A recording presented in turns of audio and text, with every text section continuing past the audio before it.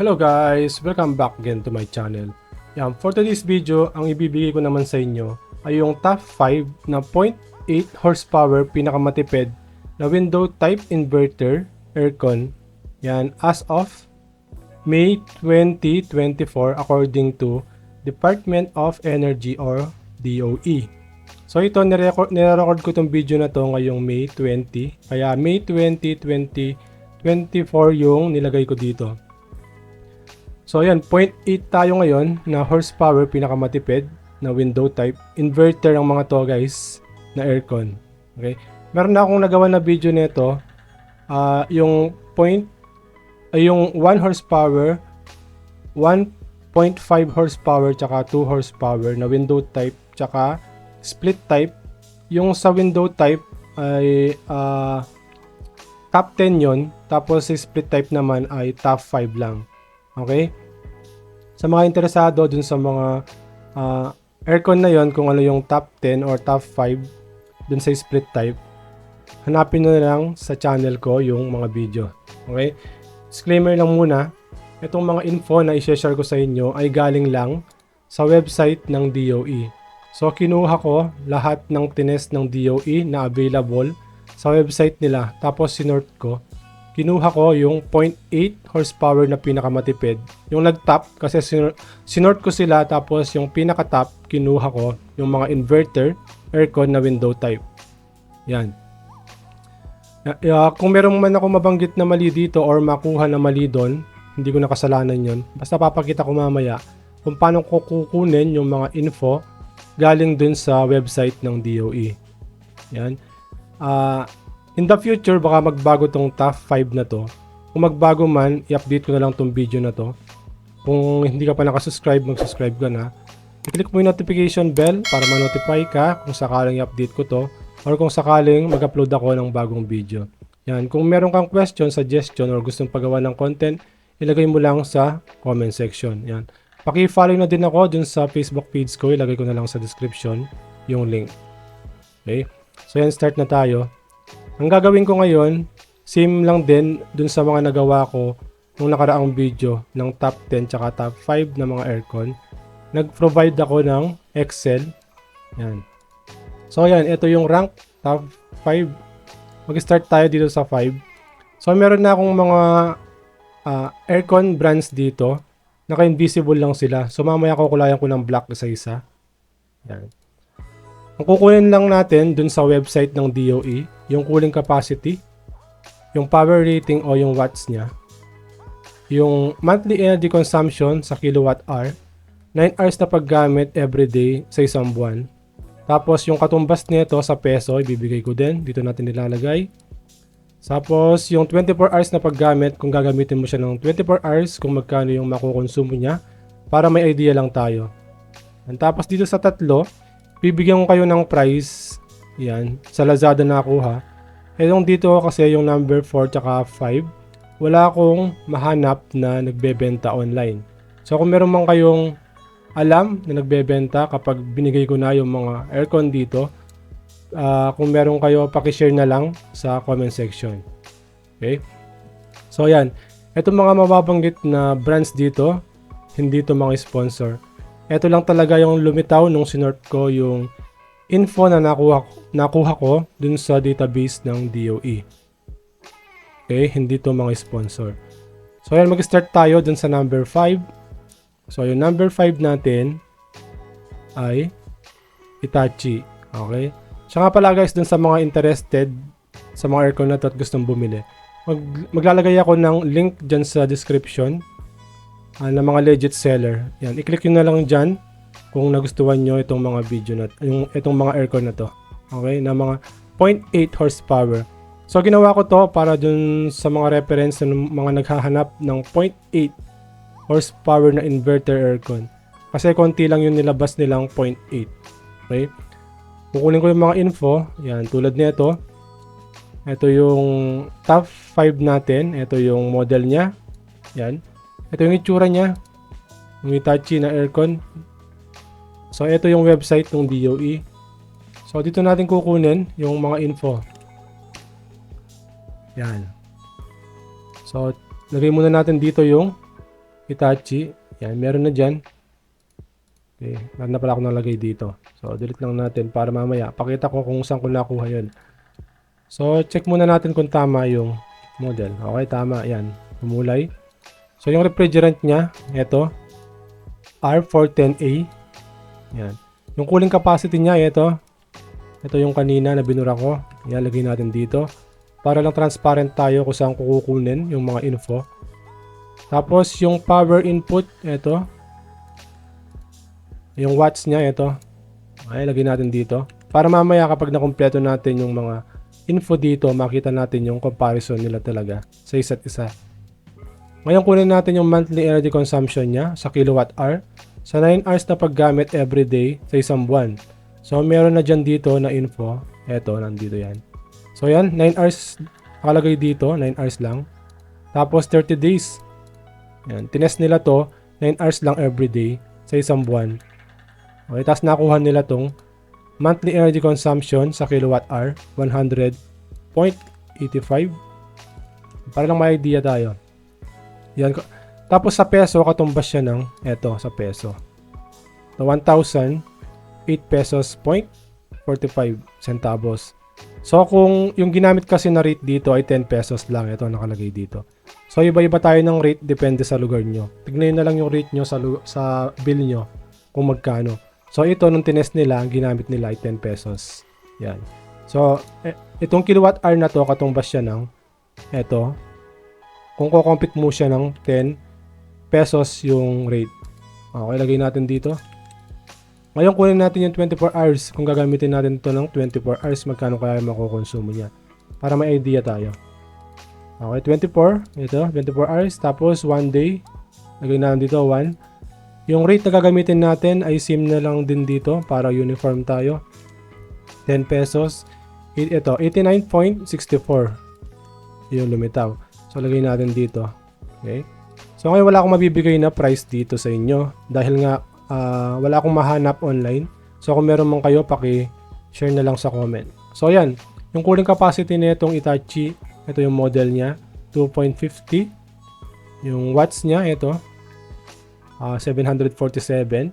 Yung monthly energy consumption niya sa kilowatt hour, 9 hours na paggamit everyday. Within 1 month, ito, 100.85. Katumbas siya ng 1,008.45 sa peso. Sa 24 hours na paggamit, 89.64. Okay. So, proceed na tayo sa number 4 or sa top 4 natin. Yung top 4 natin ay eto, Boston Bay. So, first time ko palang makita tong brand na to sa mga aircon. Yan, wala akong info na gaano sa mga ito. Pero merong available na info sa DOE. Kaya doon natin kukunin. So, ito yung model niya. Yan, ito yung itsura niya. Okay. So, ngayon ito yung website ng DOE. Para legit yung mabigay ko na info sa inyo. So, yan. Same lang din yung kanina. Kulayin lang natin to. Kukunin lang din natin tong mga to. Yung info na kinuha natin dun sa Hitachi. Bago yan, check muna natin yung model kung tama. Okay, tama. So, yung refrigerant na ginamit, R32. So, ito yung latest. Yung Hitachi kanina, R410A. So, ito, R32 yung ginamit na refrigerant. So, yung cooling capacity niya, ito. Lagay natin dito. Para makita natin yung comparison. Okay. Tapos, yung watts niya, ito, 725. Okay. So, nakikita nyo dito, mas mataas yung cooling capacity ng Hitachi compared dito sa Boston Bay. Mababa naman yung watts niya compared dito sa Hitachi. So, ngayon kunin natin yung monthly energy consumption niya. Ito. So, 9 hours lang din to. Tapos, 30 days lang din nung tinest nila. 10 pesos lang din yung ginamit nila. So, same lang yan. Same lang yung ginamit nila dito na rate. So, kunin natin yan. Kilowatt hour, katumbas siya ng ito, 978.75 sa 24 hours na paggamit.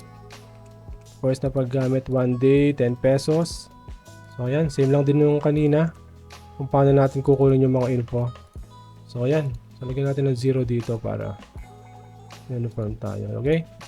So yan. Makikita nyo dito, mas tipid yung Boston Bay. Pero mas mababa naman yung cooling capacity niya compared dito sa Hitachi. Yan. So sa 24 hours na paggamit, mas mababa siya nung yung Boston Bay. Okay. So yan. Number 3 na tayo. Yan. Okay, number 3 natin, LG. So dalawa yung LG. Ba't dalawa? Kasi nung ito pareho lang, kaso ito yung bagong model nila ngayon, yung may 2 dito sa dulo. Okay, naglabas sila ng bago. Noon naglabas sila, ganito yung model niya. Tapos ito yung bago ngayon, yung may 2 dito sa dulo, pero same lang din yung model nila. May 2 nga lang itong pinaka bago ngayon na model. So sa online wala na akong mahanap na ganito, yung walang 2 sa dulo, dahil nga ito yung latest. Yan, kaya ito lang mabibigay ko na price ngayon. Pinag-isa ko na lang sila kasi baka malito kayong mag-search at ganito yung makita nyo. Kasi ito yung luma, tapos ito ngayon yung bago. Yan. Tinignan ko kanina, same lang din sila ng info sa DOE. So, papakita ko sa inyo para transparent tayo. So, ito yung may 2. So, ito yung bago. Tapos, kunin ko ngayon yung link, yung luma, para lang pakita ko sa inyo na same lang sila ng info.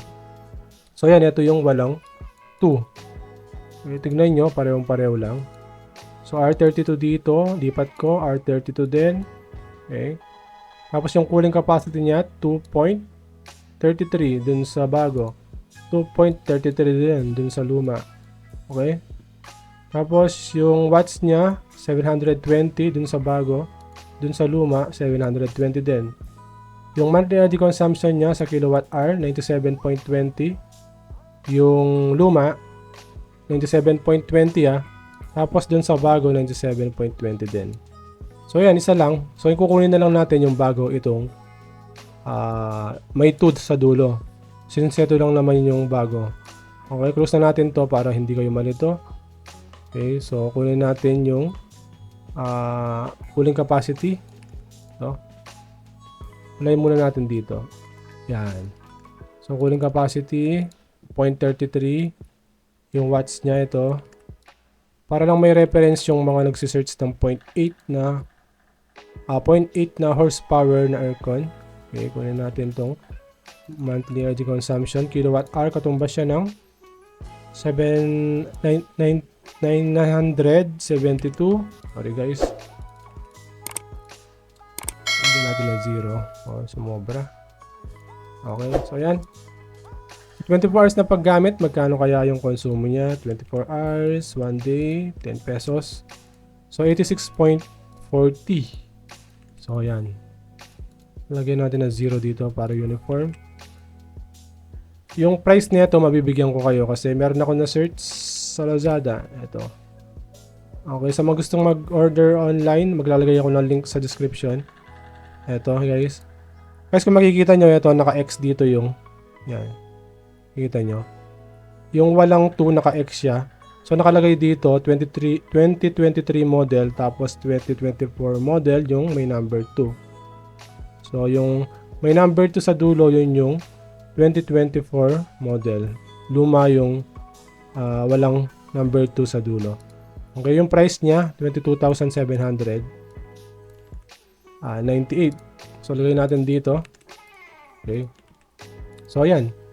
Kikita nyo dito na mababa yung cooling capacity niya pero mababa din yung watts niya. Mas tipid naman siya. Okay. Kahit sa 24 hours na paggamit, tipid din siya. Kaso konti lang. Konti lang naman. Point lang naman halos. Okay. So yan. Number 2 na tayo. Top 2. So yung top 2 natin. Uy, LG pa rin. LG pa din. So, lumilitaw ngayon yung LG natin ay 3 na. Tama ba? Ay 2 lang pala. Kasi ito, pareho lang. Okay? So, yun. Yung LG, tapos ito yung model niya. Huwag kayong malilito guys ha. EC yung pinakadulo niya dito. Mamaya tignan nyo sa Excel. Okay? So, ito yung itsura niya. Okay, ito yung punta na tayo sa website ng DOE para makuha natin yung info. So, ngayon lagay natin dito para makita nyo. Ayan, tignan nyo yung model dito guys. Para hindi kayo malito. SIM lang kasi na LA080. Tapos, yung bago, GC2. Yan. Itong isa naman, EC. Yan yung top 2 natin. So, kunin natin. O, check muna natin kung tama yung model niya. Para, pakita ko na. Wait lang. Ay, mali. Ayun. Tama. Okay, R32 yung refrigerant niya. Tapos, yung cooling capacity niya, ito, kunin na natin para mabilis tayo. Yung watts niya, ito, 690. Okay. Yung monthly energy consumption niya sa kilowatt hour, ito, 93.15. Tapos, katumbas siya ng 931.50 sa peso. Lagyan natin ng 0 dito. Yung 24 hours na paggamit, kunin natin kung magkano para may idea kayo. Ito, same lang din kanina kung paano ko siya kinuha. 82.80. So, yan, matipid siya talaga dito. Lagyan natin ng 0, okay? Yung price niya, para makompleto na natin yung info. Yung price niya ay 21,999. So, lagay natin dito. Yan. So, mas mura naman to. Yung top 2. Same lang sila ng cooling capacity. Mababa yung watts niya. Compared dito sa isang LG. Tapos, mas mura yung konsumo niya. Yan. Makikita nyo naman dito. Huwag kayong malilito sa model guys. Ayan. Okay. So, yan. Number 1 na tayo. Ano kaya yung number 1 na pinakamatipid na 0.8 horsepower na window type inverter aircon based sa database ng DOE na available sa website nila. Yung number 1 ay ito, Hitachi. Yan. So ito yung model niya, ito yung itsura niya. So kunin na natin yung info para makompleto na natin yung top 5. So close muna natin to para hindi tayo malito. At ito, so, lagay muna natin dito yung Hitachi. So, ito yung model niya. Check muna natin kung tama. Okay, tama. Yung refrigerant na ginamit, R410A. Okay. So, yung Hitachi natin, yung pareho, R410A yung ginamit na refrigerant, pati dito sa 5. Saka dito sa 1. Okay. So, yung cooling capacity niya, kunin natin 2.50. Yan, mataas yung cooling capacity niya. Same lang sila nung sa katulad niyang Hitachi dito sa baba. So, yung power input or yung watts niya mas mababa din, 621. Okay. Tapos, yung monthly energy consumption niya, ito, sa kilowatt hour, 9 hours lang po na paggamit to everyday. Tapos, 1 month, ito, 83.84. Katumbas siya ng 838.35 sa peso naman. Okay. Sa 24 hours na paggamit, 24 hours, 1 day, 10 pesos, yan. 74.52 sa 24 hours na paggamit. Okay, sa price niya, yan transparent tayo dito. Ito yung price niya. So, mahal naman siya compare dito sa dalawa. So, dito wala tayong price. Pasensya na, wala akong mahanap. Kung meron man, maglagay na lang kayo ng link sa comment section. So, ayan, nakikita nyo yung comparison nila sa isa't isa. Kung gaano sila katipid sa isa't isa. Yan, ito halos 9 pesos, mga ganun. Yan, makikita nyo naman. Okay. Para may idea yung mga nagsisearch ng mga 0.8 horsepower na mga aircon. Okay. Sana nakatulong to sa inyo sa pagdesisyon nyo kung anong kukunin nyo. Tingnan nyo na lang yung mga link sa description sa mga interesado. Yan. So guys, paalala ko lang na hindi porket ganito yung nakuha ng DOE, ganito na din yung makukuha nyo. Nakadepende pa rin yan sa paggamit nyo. Kasi, nung tinesto, hindi kayo magkamukha, o hindi kayo pareho ng room. Hindi rin kayo pareho ng heat load sa room nyo kung gagamitin nyo to. Pero lumilitaw dito na possible na ganito yung potential ng aircon kung gaano siya katipid. Okay? So yan, sana nakatulong sa pagdesisyon nyo. Kung nagustuhan nyo, bigyan naman ng like. Yan. Paalala ko lang ulit, itong mga info na nakuha ko ay nakuha ko lang sa database ng DOE or Department of Energy. Sinort ko lang yon, tapos yung pinaka-top, yun yung kinuha ko. At ibinigay ko sa inyo based dun sa kung gaano sila katipid, based dito sa monthly energy consumption. Dito ko siya sinort. Yan. Okay, so ito yung mga lumitaw. Kaya ito lang yung binigay ko sa inyo. Kita nyo naman, transparent tayo kung saan ko kinuha yung mga info. So yan guys, kung meron man akong nasabing mali dito, pakikorek na ako sa comment section. Kung hindi ka pa nakasubscribe, mag-subscribe ka na. I-click mo yung notification bell para ma-notify ka sa mga susunod ko pang mga videos. Maraming salamat dun sa mga nanonood, dun sa mga nagko-comment, nagko-compliment ng mga videos ko. Dun sa mga nagsasabi na yung video ko ay yung quality niya ay hindi naman ganun kaganda. Kasi hindi ko naman talaga pinapaganda yung video ko.